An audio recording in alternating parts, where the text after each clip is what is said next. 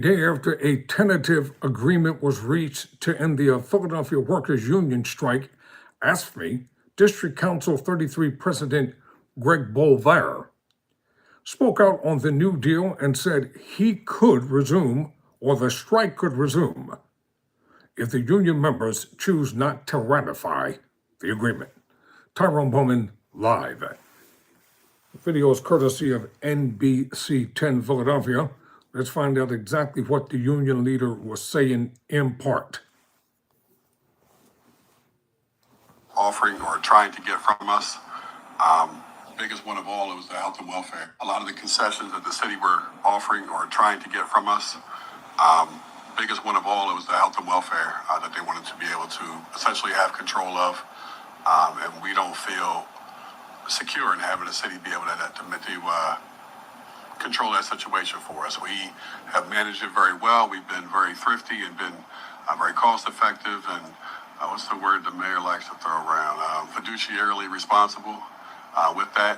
And so we have maintained an ability to continue to do that.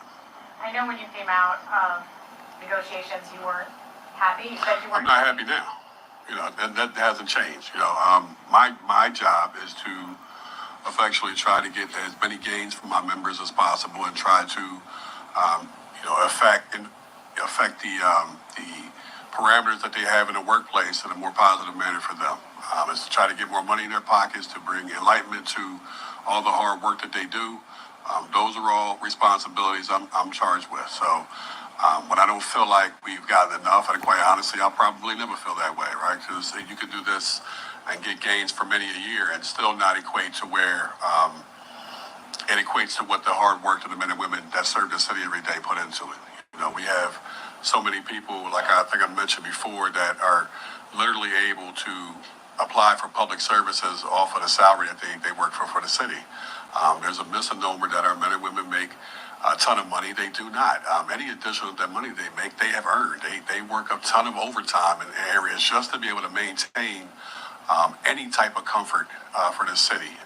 And so that overtime will be there because the city is deficient with personnel in so many departments. And so that it will always be there. You always hear from the city that overtime costs are high. Well, overtime costs are high because they don't fill the positions that are necessary to fill. And so you can't have both complaints on both ends that you can't pay wages and that overtime costs are high. So it doesn't really go that way. So, that's my job. And I think I'm always going to be striving to try to make as many gains for our members as possible.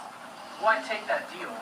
If you say you're still unhappy with it, why take that deal? I don't think anybody, at least they shouldn't be. I don't think anybody should be happier or sit resting on their laurels based upon what they've done. We did, like I said, if you were to see the list of concessions that the city was trying to get from us, we gave up no concessions in this contract. So that in itself is a win. The raises that we were trying to effectuate for our members, I was trying to get to that 5% plateau.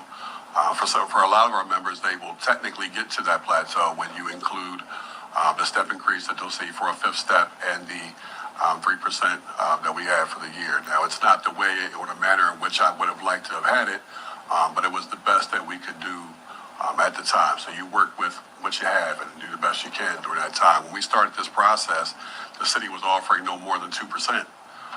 And they were trying to take more away from you than you currently had now. And so we staved that off. We maintained our health and welfare. We got additional protections in the workplace. We got some money in our pocket. Crossing guards have an additional step in pay. They have additional comp time for themselves. We have some folks that work in the medical examiner's office that have step increases that they should have had long ago that we were able to acquire. And so you take the many positives, more positives than negatives out of the situations. I think that Philadelphia embraced our members. We thank the city of Philadelphia so much. I think they understood and empathized with what we were all going through. This is the blue-collar town where a lot of people just do not make a lot of money. I think people understand that people are just trying to make gains and do better for themselves and their families. And that's what we were, trying to do. We had a lot of support from political figures around the city. We appreciate that. Community groups were out there advocating for us. We've gotten a lot of calls from unions that are now saying, because you guys had the courage to go out there and stand up and go on strike, that we're now in the process of some of those things, particularly when the atmosphere when you see in the federal government, there really is an all-out attack on workers and working class people across the country. And so you have to make a stand. We haven't had a strike in 39 years, and there was no personal attack or agenda with the mayor personally. It didn't really matter to me who sat in the position of the mayorship. The problem remained the same. And so I'm still disappointed that we weren't able to get additional monies. And I felt like if you can figure out ways to establish housing initiatives and you can figure out ways to do other things, at what point in time, Martha? Let me interject this here for a minute. I'm an intent listener and I listen to what people are not saying. He said he didn't have it's nothing personal with the mayor. Well, if the union leader knew that the contract negotiation was not what they wanted to be, why didn't they strike under Mayor Jim Kenney? Why would you wait until you get a black mayor and decide to do all this? Why didn't you raise hell then? Why didn't you strike then? Why didn't you fight for your people then? Why would you wait until the first black woman mayor in the history of the city of Philadelphia and you want to dump all this on her shoulders? Something that's just going through my mind. You know, I'm listening to their leader as he's talking, and his attitude is despicable. Yes, I said it. He has a despicable, nasty attitude. Let's get back to the video. The worker is going to be the top priority because you truly can't accomplish anything in this city without making sure you have a workforce to do that work. And so I'm hopeful that even outside of the contract, the CBA is not the end-all be-all. There's other channels that we work with through the city to try to effectuate change for position and increase wages.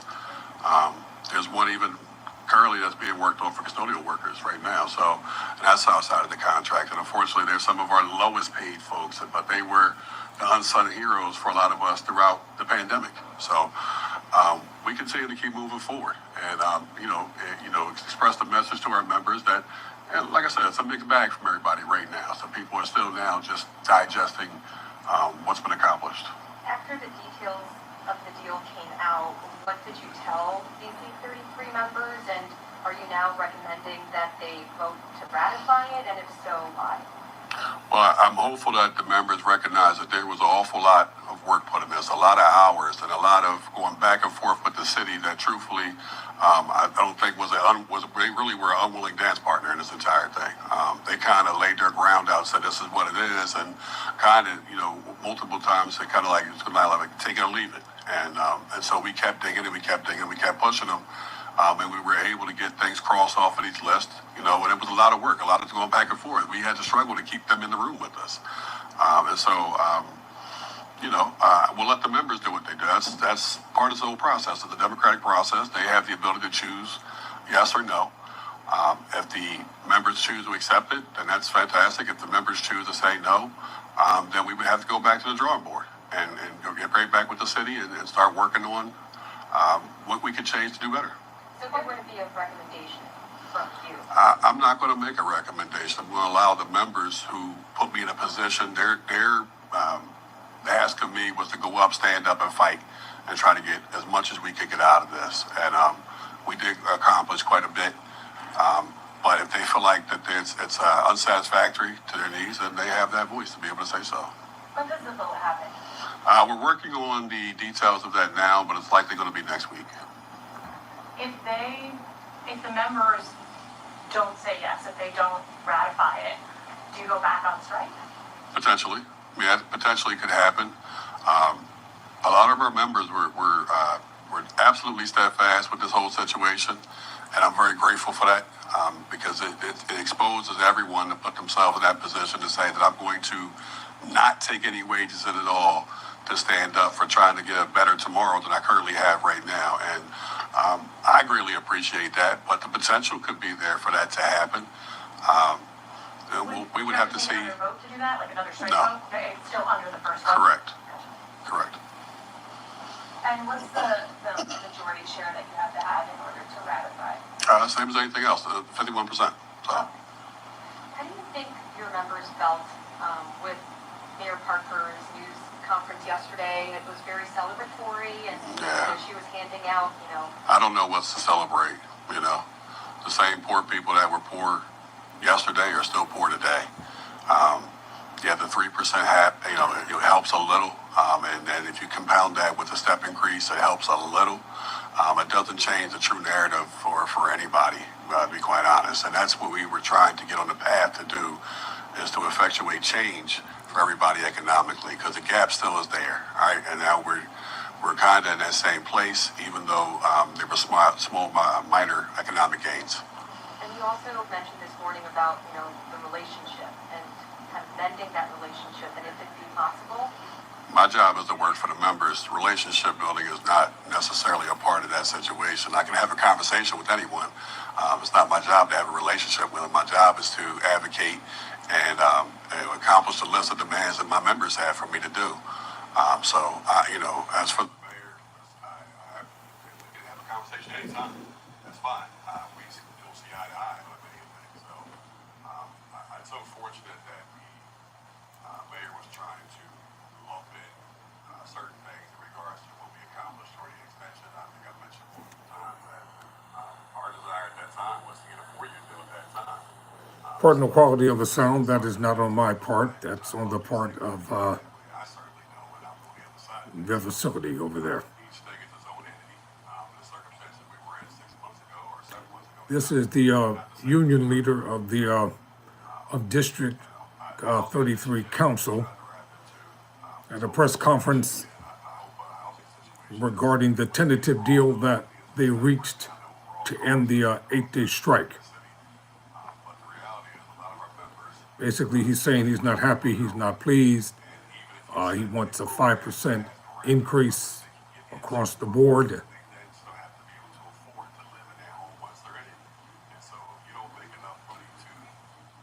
I don't know how much money he expects them to be paid.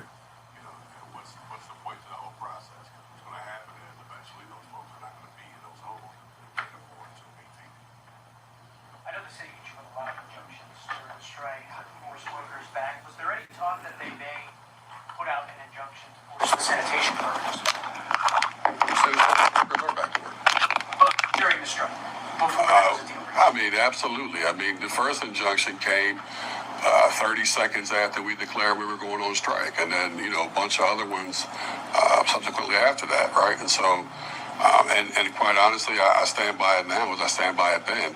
The city just pointed out and made the case for me, to be quite honest, that those folks are absolutely essential to the services of the city, and and we all are, and what they just do not pay people as they are essential. And so that's what's got to change. We have parameters and factors that we have additional steps in place for different things when you do more than what's beyond the normal scope of what you do. And so we need to create parameters for those types of people that be able to do that. If you're a 911 operator, you're so pivotal that you should be paid accordingly. And so all the services we provide, you don't wake up in the morning and the water just magically comes on. It's our people that work around the clock to make sure that happens. It's our folks that, you decide to walk your kids and go to a ballpark somewhere. It's our men and women that are making sure that those parks are clean and usable for families all across Philadelphia. It's our people that when you don't think about what it takes to get something done, it's our people that are the ones that are making that get done. And over these last 8 days, I think a lot of people have appreciation for that. Was there anything about the timing that you felt like now was really the time to get this done and bring it to a resolution? Anything else that was? I think I always feel the urgency of the moment, right? If you don't take the time to seize what the opportunities you think you may have now, then you'd be missing a boat. So you have to take the bull by the horns anytime you get an opportunity to do something. And so, the CBA time when they expire are those times. You try to point out all the necessary factors that you need to see change it. And so wages is a huge one for us. But, and also maintaining our own ability to control what we do inside District Council 33, because we feel like we know best what's the best for our membership, because the membership are the ones that put us in the positions to advocate for them. And so, that medical portion was absolutely huge for us. They wanted to add surcharges for smokers, and if we open the door for that, then what?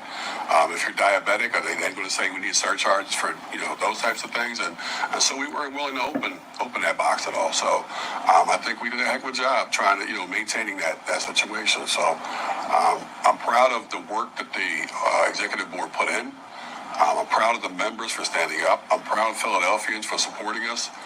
But this is not the end of the battle. Yes, we have a ratification coming up for this particular aspect of it, but I hope some Philadelphians continue to support our men and women, despite whether we're going through a contract dispute.